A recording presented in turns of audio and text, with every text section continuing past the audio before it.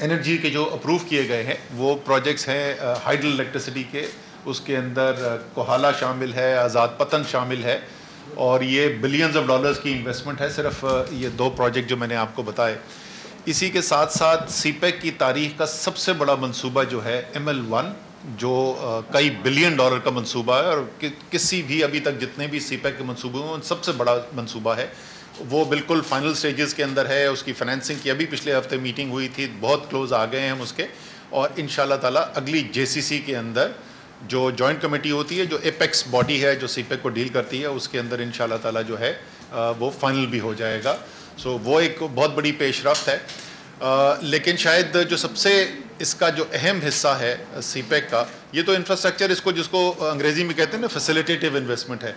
असल बात तो ये है कि पाकिस्तान में कारोबार कैसे बढ़ेगा, सनत कैसे लगेगी, ज़राअत में कैसे तरक्की आएगी, नौजवानों को रोज़गार कैसे मिलेगा, अब वो वाला काम शुरू हो रहा है। रशाकई की जो स्पेशल इकोनॉमिक जोन है, SEZ है सीपेक के अंडर, उसकी पहली जो इंडस्ट्री है वहाँ पर लगनी शुरू हो गई। ये पहली चाइनीज़ इन्वेस्टमेंट है सीपेक के तहत, इंडस्ट्रियल इन्वेस्टमेंट जो पाकिस्तान के अंदर आ रही है। कल उनका यहाँ पर शिप भी लगने वाला है, पहली उनकी मशीनरी आ गई है, रशाकई चल रहा है, फैसलाबाद इकोनॉमिक जोन जो है उसका इफ्तिताह हो चुका है। ज़राअत के अंदर मंसूबे जो हैं वो फाइनलाइज हो रहे हैं इस JCC के अंदर, जिसके अभी बिल्कुल फाइनलाइज हो रहे हैं। अगले चंद मेरे ख्याल में 1-2 हफ्ते के अंदर वो फाइनलाइज हो जाएगा प्रोग्राम हमारा JCC का।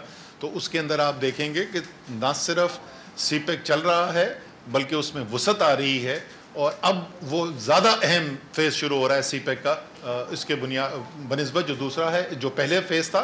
और आखिरी बात इसके अंदर मैं ये करूँगा, जो सबसे बड़ा एक जिसके ऊपर बहुत बड़ा सवाल भी उठा था, वेस्टर्न अलाइनमेंट जिसको कहते हैं, जो मगरबी रास्ता था, जिसको अगर आपको याद हो तो बहुत कंट्रोवर्सी थी और बलूचिस्तान और खैबर पख्तूनख्वा में बहुत इस बात के ऊपर एतराज़ भी उठाया गया था। वो वेस्टर्न अलाइनमेंट पे तो काम असल में हुआ ही इस हुकूमत के आने के बाद है, वो तो पिछली हुकूमत के अंदर उसके अंदर से मुश्किल से कोई काम हुआ था। कराची के लिए 1100 अरब रुपए पैकेज का अनाउंस हुआ था, तो कराची वाले के लिए बहुत सारे मंसूबे K4 वो रुक गया था, उसके ऊपर क्या पेशरफ्त हो रही है? बाकी ग्रीन लाइन की जो बात हुई बस की, वो सर्विस के लिए कराची वाले अभी तक इंतजार कर रहे हैं। और जो 1100 अरब के मेजर पैकेज है उसमें वफाकी हुकूमत कितने पैसे अगले 3 साल में लगाने जा रही है? देखिए उसमें 1100 अरब में से कुछ 630 अरब के करीब जो है वो वफाक की जिम्मेदारी थी। 5 बड़े मंसूबे हैं उसके अंदर। ग्रीन लाइन जिसका आपने जिक्र किया, ग्रीन लाइन इंशाल्लाह ताला जो पूरी हमारी कोशिश है कि अगस्त के महीने में ग्रीन लाइन शुरू हो जाए। कराची में पहला जदीद ट्रांसपोर्ट का मंसूबा जो है ग्राउंड पे आ जाएगा और कराची वाले उस पर सफ़र शुरू कर देंगे। दूसरा मंसूबा जो है, जो सबसे जिसकी वजह से ये सारी बातचीत शुरू हुई थी, वो जो बरसाती नालों का मसला है। तो महमूदाबाद, गुज्जर और औरंगी 3 नाले जो हैं, बड़े नाले जो हैं, इनकी ज़िम्मेदारी वफाक ने ली थी। महमूदाबाद के अंदर कॉम्पनसेशन दे के वो घर जो हैं जो इंक्रोचमेंट हुई हुई थी वो भी हटाए जा चुके हैं, उनको मुआवजा भी दिया जा चुका है और फिज़िकल वहाँ पे काम शुरू हो चुका है। इसी तरीके से गुज्जर और औरंगी के अंदर काम शुरू हो रहा है। उसमें बीच में कुछ कोर्ट का एक सवाल आया है, उसको हम डील कर लेंगे और इंशाल्लाह ताला यही ऑब्जेक्टिव है उसका कि वो भी जुलाई अगस्त तक जो है ये काम मुकम्मल कर लिया जाए। तो 2 तो ये मंसूबे हो गए। अगले 2 मंसूबे जो हैं वो रेलवेज़ की जिम्मेदारी है। एक कराची फ्रेट कॉरिडोर है। आपको पता है कि 2 मसाइल हमें हो रहे हैं। एक तो पोर्ट के ऊपर बैकलॉग क्रिएट हो जाता है, डिमरेजेस देने पड़ते हैं हमारे जो कारोबार करते हैं, जो इंपोर्ट्स करते हैं, तो उसको क्लियर करने के लिए। और दूसरा शहर के अंदर से एक बहुत बड़ी जो फ्रेट की ट्रैफिक जाती है, कंटेनर्स जाते हैं, इन दोनों प्रॉब्लम्स को डील करने के लिए एक पैरेलल लाइन डाली जा रही है। कराची पोर्ट से वो पिपरी तक जाएगी। उसके ऊपर कंसल्टेंट अवार्ड हो गया था, डिज़ाइन का काम शुरू हो चुका है और इस वक्त इनिशियल सॉफ्ट मार्केटिंग का काम जो है उसको शुरू करने वाले हैं। इंशाल्लाह ताला इसी साल के अंदर उस मंसूबे के ऊपर बिडिंग भी हो जाएगी। बल्कि मैं तो कराची के बिजनेसमैन से बोलूँगा, ख़ास तौर पे, दुनिया के बिजनेसमैन सभी कर सकते हैं लेकिन ख़ास तौर पे कराची के बिजनेसमैन से कहूँगा कि उसके अंदर ज़रूर शिरकत करें, क्योंकि ये BOT की बुनियाद के ऊपर किया जाएगा। प्राइवेट सेक्टर चलाएगा इसको, रेलवेज़ नहीं। और इस दूसरा मंसूबा जो है वो तो खैर हम जो कराची में रहते रहे हैं वो पिछले 30 साल से उसकी बात सुनते रहे हैं। कराची सर्कुलर रेलवे, कभी ज़्यादा काम हो जाता है, कभी कम हो जाता है। वो मंसूबा जो है उसका भी कंसल्टेंट अवार्ड हो गया है, डिज़ाइन बन गया है और तेज़ी से उसके ऊपर भी काम किया जा रहा है और इंशाअल्लाह ताला इसी साल के अंदर उसके ऊपर भी बिडिंग होगी और फाइनली ये 30 साल से जिस मंसूबे की हम बातें सुनते थे वो इस साल जो है उसके ऊपर काम शुरू हो जाएगा। ये भी BOT में करना है, ये भी प्राइवेट सेक्टर पार्टिसिपेशन से करना है। आखिरी मंसूबा जैसे आपने कहा K4 था, K4 के ऊपर जो है वो एक्सचेंज जो हो चुका है सिंध हुकूमत के पास था, सही आप कह रहे हैं, वो रुक चुका था, प्रोजेक्ट 2-3 साल से रुका हुआ था। वापडा के पास अब वो जिम्मेदारी दी गई है, वापडा उसकी री इंजीनियरिंग के काम इस वक्त कर रहा है और उस मंसूबे के ऊपर उम्मीद है कि second half of the year के अंदर काम हो जाएगा, क्योंकि ये सारे जो वफाक ने लिए थे सवाई बरसाती नालों के, बाकी जो प्रोजेक्ट्स थे वो बड़े नौयत के प्रोजेक्ट थे, तो जाहिर है उसमें पहले डिज़ाइन का काम होता है, फिर बिडिंग होती है, अवार्ड होता है, तो शुरू के अंदर आपको फिजिकल काम नज़र नहीं आता, लेकिन इंशाल्लाह इस साल के आखिर तक आपको ये तमाम मंसूबे जो हैं वो चलते हुए नजर आएंगे। सर, आपकी गवर्नमेंट ट्रेड के बारे में बात करती है, एक्सपोर्ट के बारे में बात करती है, लेकिन क्राइसिस जो है वो हर रोज नए होते हैं। आपके कॉटन यार्न का मसला है, वीट का मसला रहा, फिर शुगर का मसला आ गया, इन्फ्लेशन बढ़ती जा रही है, तो प्लानिंग कहाँ है गवर्नमेंट की, क्या प्लानिंग कर रहे हैं हम लोग? अभी एक डिसीजन आया इंडिया से इम्पोर्ट का, वो भी आपने जो है उसको नजरअंदाज कर दिया, तो आपके पास क्या है, किस वो पूरी की जाएगी, जो इंडस्ट्रीज की जरूरत है वो कैसे पूरी होंगी, जो आप टारगेट सेट कर रहे हैं वो कैसे अचीव करेंगे जब आपके पास प्लानिंग नहीं होगी? अच्छा, चले प्लानिंग को और देख लेते हैं कि एक्सपोर्ट की हम सिर्फ बातें करते हैं या कुछ होता भी है। पिछले शायद 10 या 11 साल के बाद पहली दफ़ा है कि 6 महीने लगातार $2 अरब माहाना से ज़्यादा की एक्सपोर्ट हुई है। ये बातें नहीं है, ये डॉलर हैं जो मुल्क के अंदर आए हैं, सरकार ने नहीं कमाए, पाकिस्तान के बिजनेसमैन ने कमाए हैं, पाकिस्तान के एक्सपोर्टर ने कमाए हैं। तो वो तो एक ऐसी इंडस्ट्री, एक पाकिस्तान की मैं कहूँगा कि मईशत की रीढ़ की हड्डी है। अगर आप एक्सपोर्ट नहीं चला सकेंगे तो आप मुल्क को आगे लेकर नहीं चल सकते। एशिया के अंदर तमाम वो ममालिक जिन्होंने तेज़ी से तरक्की की है उन्होंने अपनी एक्सपोर्ट्स के अंदर इजाफा किया है, और ये ऐसी चीज़ थी जहाँ 5 साल बाद जब मुस्लिम लीग नून की हुकूमत ख़त्म हुई तो उससे एक्सपोर्ट्स कम थी जो उससे 5 साल पहले थी। यहाँ पर आपको बढ़ती हुई सामने ऑलरेडी नज़र आ रही हैं, तो ये अब कयास आराई नहीं है, ये तो हो चुका है। जो आपने उसके अलावा प्लानिंग की बात की, फैसिलिटेशन के लिए कराची की अगर मैं ख़ास तौर पे बात करूँ, बहुत बड़ा मसला जो है वो बिजली का मसला है। बिजली के मसले के ऊपर पिछली गर्मियों के अंदर मैंने आके कराची के अंदर ऐलान किया था कि हम अगली गर्मियों से पहले कम से कम जो है 900 मेगावाट इजाफी बिजली सप्लाई करेंगे कराची को, जिसमें से कुछ हिस्सा जो है वो यहीं पे के इलेक्ट्रिक का नया प्रोजेक्ट लगना था और कुछ जो है बाकी पाकिस्तान से कनेक्ट करके हमने NTDC के सिस्टम से बिजली सप्लाई करनी थी। तो आप मुझे खुशी है इस बात की कि आप इंशाल्लाह ताला 900 नहीं 1000 मेगावाट से ज़्यादा सिस्टम के अंदर होंगे। 450 मेगावाट का यूनिट के इलेक्ट्रिक का ऑन स्ट्रीम आ रहा है, इंशाल्लाह मई के महीने में आ जाएगा, और 600 मेगावाट से ज़्यादा हम NTDC के अंदर से कैपेसिटी क्रिएट कर रहे हैं आने के लिए। तो ये मैं उन चीज़ों की बात कर रहा हूँ जो या हो गई हैं या अगले महीने के अंदर आपको नज़र आ जाएंगी। फ्यूचर के अंदर मैं आपको पहले बता चुका हूँ, फिर कराची की निस्बत से 2100 मेगावाट का 3 साल के अंदर हम बिजली की सप्लाई का इजाफा करने जा रहे हैं। 2750 से ज़्यादा सस्टेन नहीं हो रहा था पिछले साल, वहाँ से हम इसको तकरीबन 5000 पे ले जाने वाले हैं। तो बहुत सारी चीज़ें जो इसी तरीके से आप इंडस्ट्री बड़ी सनतों को देखें, इस वक्त बड़ी सनतों के अंदर जो इजाफा हो रहा है हमारा पिछले साल की निस्बत, वो डबल डिजिट ग्रोथ हो रही है। किसी महीने में 12% ज़्यादा, किसी महीने में 13% ज़्यादा, हालांकि बड़ी सनतों के इजाफा स्लो हुआ था। सीमेंट के रिकॉर्ड डिस्पैच हो रहे हैं। बिजली के लिए हमने इंडस्ट्री को सपोर्ट करने के लिए जो इंडस्ट्रियल सपोर्ट पैकेज का ऐलान किया था, जिसमें सारी इंडस्ट्री को, जो बड़ी इंडस्ट्री है उसको 12 रुपये 96 पैसे यूनिट, और जो छोटी इंडस्ट्री है उसको 8 रुपये यूनिट बिजली दी गई थी। उसकी वजह से अल्हम्दुलिल्लाह आपको मुझे खुशी है बताते हुए कि पिछले माह के अंदर जो कंजम्पशन हुई है बिजली की उसी महीने के पिछले साल के, वो जाहिर है इंडस्ट्री चल रही है, बढ़ रही है, इसलिए आपको ये नज़र आ रहा है। एक्सपोर्ट भी बढ़ते हुए नज़र आ रही है, लार्ज स्केल मैन्युफैक्चरिंग भी बढ़ते हुए नज़र आ रही है।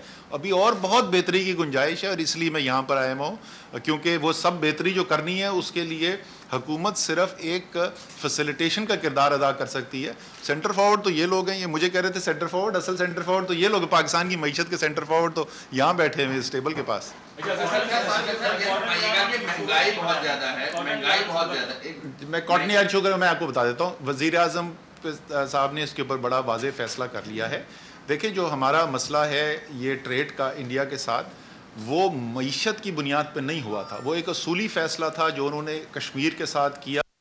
वो आलमी जो कवानीन है उसकी भी खिलाफ वर्जी थी और कश्मीरियों के साथ जो जुल्म चल रहा था उसको एक नए लेवल पर लेकर चले गए। पूरे एक उन्होंने इलाके को एक जेल के अंदर कन्वर्ट करके रख दिया। इतना बड़ा जुल्म अगर आपके पास हो रहा हो तो आप उससे सरफे नज़र नहीं कर सकते। इसलिए वज़ीर आज़म ने कहा है कि वो तो हम नहीं करेंगे, लेकिन साथ ही उन्होंने हिदायत अपनी मईशत की टीम को ये दी हैं कि आप ऑल्टरनेट लेके आएँ। हमने मदद भी करनी है, हमने अपनी इंडस्ट्री को सपोर्ट भी करना है, लेकिन इस रास्ते से नहीं करना। मुझे ऑल्टरनेट बताएं क्या फैसले करने की जरूरत है और वो मैं जरूर करूंगा। महंगाई के हवाले से बताइएगा, महंगाई बहुत ज्यादा है, इस पर आपने अपना वफाकी वजीर खजाना भी सेट किया है और जिन्होंने आपको रिप्लेस किया था, मगर ये लग रहा है कि आपकी जो कप्तान है उनकी टीम जो है वो सेटल नहीं हो पा रही है। आप एक लाते हैं, आप शौकत तरीन साहब को लेकर आए। शौकत तरीन साहब बिल्कुल आपकी जो पॉलिसी है रुपये के हवाले से, डॉलर के हवाले से, उससे एडवर्स बात कर रहे हैं। वो ये कह रहे हैं कि जो रुपये को और डॉलर को हमें एक जगह पे 2-2.5 साल के लिए मुस्तहकम रखना चाहिए, जिससे मईशत में ज़्यादा बेहतरी आएगी। और खान साहब खुद भी कह चुके हैं कि महंगाई जो है वो डॉलर की वजह से बढ़ी है। तो आपकी जो प्रीवियस पॉलिसीज थी उस पर शदीद किस्म के जो है एतराज़ात आ रहे हैं कि जो डिवेल्यूएशन की है उससे एक्सपोर्ट्स नहीं बढ़ी हैं, उससे जो है महंगाई मुल्क में बहुत ज़्यादा हुई है। मुर्गी जो है 500 रुपये किलो हो गई है और इसके अलावा जो तेल है वो भी अपनी रिकॉर्ड सतह पर खुर्दनी तेल भी पहुँच गया। अगर आप कहें तो लिस्ट और गो ऑन, तो महंगाई जो है सबसे बड़ा कंपोनेंट है जिसकी वजह से आवाम सबसे ज़्यादा परेशान है। जी, इसमें तो कोई शक ही नहीं कि महंगाई जो है वो बहुत बड़ा चैलेंज है और इसीलिए वज़ीर आज़म शायद सबसे ज़्यादा टाइम जो लगाते हैं वो लगाते ही महंगाई के डील करने के लिए हैं। आपने अभी नासिर मगू साहब से सुना, ये हुकूमत के नुमाइंदे नहीं हैं ये, और उन्होंने जहां उनके ख्याल में हुकूमत की कारकर्दगी बेहतर हो सकती थी, जहां वो तनकीद बनती है, उन्होंने तनकीद भी की, लेकिन साथ उन्होंने एक ये हकीकत ये भी बताई कि आलमी मंडी के अंदर जो कमोडिटीज़ हैं, अजनास जो हैं, उनकी कीमत बड़ी तेज़ी से बढ़ी है और एक वजह जो आपको इस वक्त नज़र आ रही है वो यही बनी है। अब आप आ जाएँ डिवैल्यूएशन के ऊपर। देखिए, डिवैल्यूएशन जो है वो तरीके इंसाफ की हुकूमत ने नहीं शुरू की थी। मैं बार बार याद दिलाता हूँ, मुझे पता है कि लोग नहीं सुनना चाहते, बहुत मेरे जर्नलिस्ट दोस्त हैं कई जो नाराज़ होते हैं कि आप क्यों उनकी बात करते हैं। सर, हम तो सारी जब तक हैं हम करते रहेंगे, अब याद दिलाते रहेंगे कि जो तनकीद कर रहे हैं, इसहाक डार की असद उमर ने नहीं बदली थी, हफीज शेख ने नहीं बदली थी, मिफ्ता इस्माइल ने और शायद खाकान अब्बासी ने बदली थी। रुपया दिसंबर 2017 में 105 का था, जिस वक्त तक इलेक्शन हुआ तो रुपया 127 हो चुका था। 22 रुपए की कीमत के अंदर कमी आ चुकी थी, कदर के अंदर, सिर्फ 7 माह के अंदर। उस वक्त 127 का था, आज 152 का है। यानी तरीके इंसाफ की हुकूमत में 2.5 साल के अंदर रुपए की कदर के अंदर कमी 25 रुपए हुई है, 2.5 साल में 25 रुपए हुई है, और सिर्फ 7 माह के अंदर 22 रुपए कमी हुई थी मुस्लिम लीग नूर की तहरीक इंसाफ की हुकूमत आने से पहले।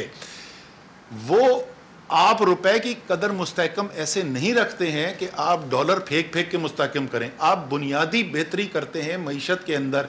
आज सूरत हाल ये है कि एक भी डॉलर खर्च किए बगैर सेंट्रल बैंक के रिजर्व का, एक भी डॉलर, वहां अरबों डॉलर उन्होंने खर्च किए उसके मुस्तहकम करने के लिए, यहां एक भी डॉलर खर्च करे बगैर पिछले तकरीबन 1 साल कोई 8-9 महीने के अंदर रुपया 168 रुपए डॉलर से 152 रुपए डॉलर पे आ चुका है। 16 रुपए की कदर बेहतर हुई है बगैर किसी स्टेट बैंक के डॉलर जाया किए हुए। ये होती है बुनियादी तब्दीली। असद साहब, ये बता दें, महंगाई के हवाले से बात हुई है, फेडरेशन चैम्बर के सदर ने आपके बराबर में बैठ के कह दिया कि एफडीआर को बंद कर देना चाहिए, क्या इनका मुतालबा ठीक है? दूसरा, आप वज़ीर आज़म साहब एक्सपोर्ट की बात करते हैं, एक्सपोर्ट बढ़ाने के हवाले से अभी तक एनसीओसी के जो फैसले आप भी उसको लीड करते हैं, उसमें मार्केटों के हवाले से क्या फैसला हुआ है? क्योंकि आज कराची में फिर एक मैच शुरू हो गया है कि मार्केटें बंद कराने शुरू कर दी गई हैं 2 रोज़ के लिए। अभी ये सिचुएशन चल रही है कराची में, क्या एसओपी के तहत कराची में मार्केटें बंद हो रही हैं? क्योंकि यही बात होती है कि जब मार्केट्स बंद होती हैं तो उसके बाद फिर लॉसेस शुरू हो जाते हैं। पहले इसका जवाब देते हैं, मैं दूसरा सवाल। अच्छा, इससे पहले आपने एक और चीज़ पूछी थी, उस FBR वाला सर, FBR का इसका जवाब जो है वो हम आदर से लेंगे, लेकिन चले मैं आपको वो बोल देता हूँ जो मैं ऑन कैमरा ऑन एयर बोल चुका हूँ, और उस वक्त बोला था जब मैं ऑपोजिशन में नहीं था, जब मैं वजीर खजाना पाकिस्तान का था। मुझे याद है वो इवेंट भी कौन सा था जिस सबसे बड़े टैक्स पेयर्स को अवार्ड दिए थे। तो वज़ीर आज़म उसको चीफ गेस्ट थे उसके अंदर, तो उनके सामने मैंने कहा था कि मैंने कहा FBI मुझसे इतने सवाल पूछती है या पाकिस्तान के किसी टैक्स पेयर से इतने सवाल पूछती है जो आप अपनी बेटी का रिश्ता देने से पहले भी नहीं पूछते, उन सवालों का करते क्या है? सो क्या FBI की कारकर्दगी के अंदर बेहतरी की गुंजाइश है? इसमें कोई शक नहीं है। उसका इलाज क्या है, बंद करना है या कुछ और, वो मैं हमाद अज़हर साहब उसका जवाब दे देंगे।